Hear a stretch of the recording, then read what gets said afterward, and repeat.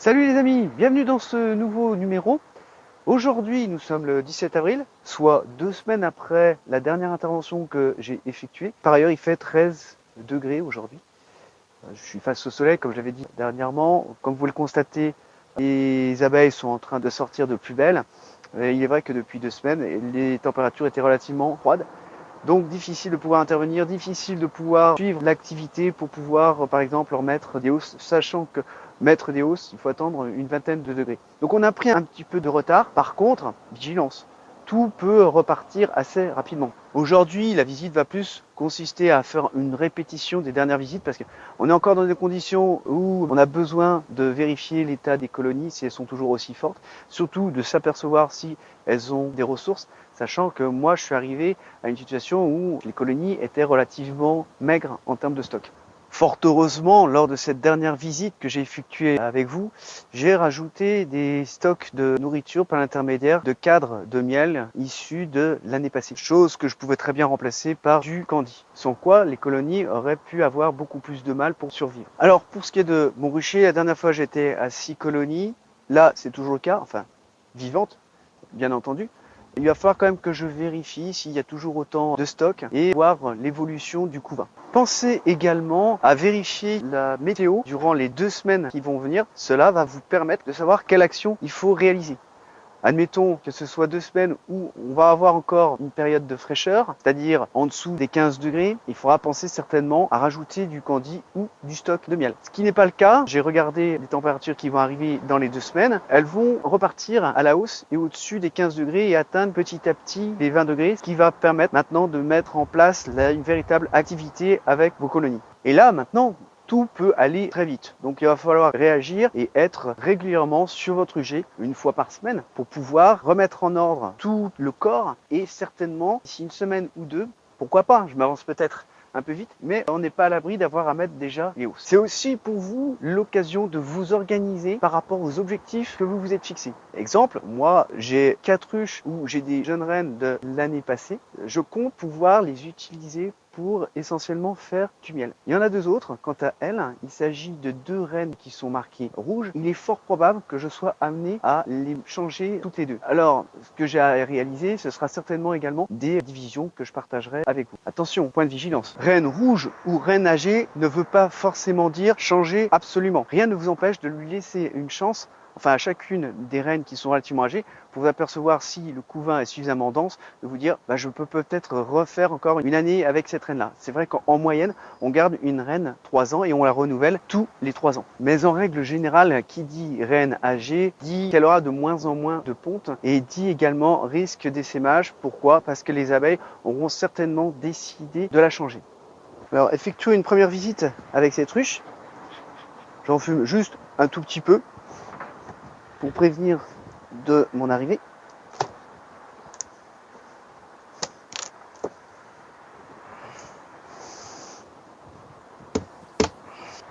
Là encore, on peut constater que ça a pas mal construit, malgré les températures fraîches. Ici, juste pour la petite histoire, il s'agit d'une reine rouge, donc que je vais peut-être probablement changer, sauf si elle me donne entière satisfaction et de lui donner peut-être une dernière chance. Donc je retire toutes ces constructions, car elles ne me servent pas à grand chose. Je nettoie un petit peu tout ça. Et c'est de la cire également que je peux récupérer pour la faire refondre et donc la recycler. On est sur une ruche où on est en présence de 10 cadres et il n'y a plus aucune partition. Alors au vu des températures, je vais faire en sorte de faire une visite qui soit la plus rapide possible. En rive, je le rappelle, en règle générale, on a surtout du stock. Là, rien que par le poids, j'ai l'impression que c'est un cadre plutôt super bien rempli. C'est le cas. Si vous voyez, il y a énormément de miel. Donc c'est pas du tout une ruche qui souffre de disette, je dirais, ou de manque de stock. Deuxième cadre, je le retire pas plus. Il s'agit en fait de couvain. Je ne sais pas si vous le voyez bien. Il est vraiment très dense. Je le retire pas plus. Et j'en ai des deux côtés.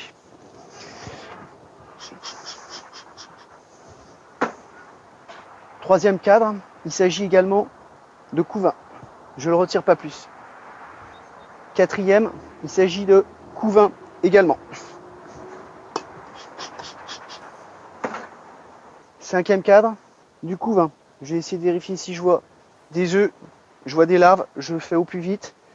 Je vois surtout des larves. J'ai pas pris le temps de regarder s'il y avait des œufs. Mais il doit forcément y en avoir. Lui, on va peut-être le voir beaucoup mieux. Effectivement, il est extrêmement rempli. Je le remets tout de suite. Donc toujours du cadre de couvain. Cadre suivant, énormément de couvain et un peu de couvain mâle. Ça commence à arriver.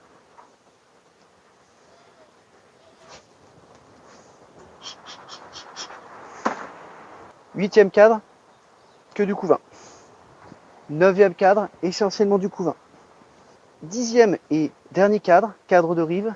Il s'agit pour l'essentiel du pollen, chose, je rappelle, est indispensable pour l'élevage du couvain. Résultat de ma visite. Ici, j'ai 2 cadres de stock, tout le reste, c'est du cadre de couvain. Il n'y a plus du tout de place pour pouvoir faire du stock, pour pouvoir pondre. Malgré les températures que l'on a, il va falloir que je prenne quand même une décision de lui offrir plus d'espace. Alors ça peut être une hausse, mais je prends un risque parce qu'on n'est pas encore dans les 20 degrés, mais dans une semaine, je pense que ce sera stabilisé. Si je ne le fais pas, il y a un risque d'arrêt de ponte, soit un risque également de créer une nouvelle cellule royale et d'avoir un essaimage. Donc il faut que je fasse quelque chose. Alors je peux très bien échanger des cadres à un autre avec une autre ruche qui serait plus faible. J'ai pas encore fait la visite de toutes les autres ruches, je ne vais pas vous les montrer, mais je pense déjà avoir ma réponse parce que si vous avez suivi le dernier épisode, vous avez pu voir que toutes mes ruches sont à ce niveau-là. Donc je n'ai pas le choix, je pense que je vais mettre tôt ou tard, plus rapidement que prévu, une hausse.